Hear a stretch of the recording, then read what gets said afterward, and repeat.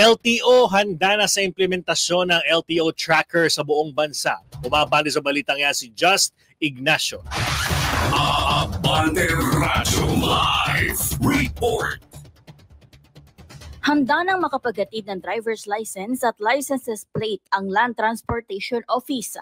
Ito ay matapos ang matagumpay na live testing ng ahensya nitong Mayo 26 kung saan nakatanggap niya ang ahensya ng positibong feedback matapos na makapag-deliver ang LTO ng libong lisensya at plaka sa mismong tahanan ng user.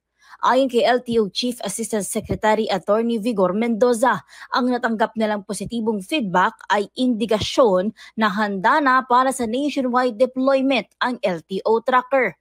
Layo ng digital platform na ito na makapagbigay ng access na matrack ng mga kliyente ng ahensya ang status ng kanilang driver's license at plaka sa mismong oras at maihatid ito diretso sa kanilang tahanan sa pamamagitan ng accredited na courier service provider.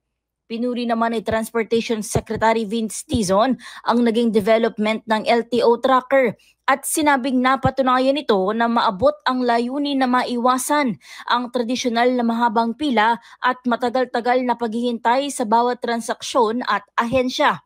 Ayon sa LTO, full blast naman ang implementasyon ng LTO tracker dito sa Metro Manila.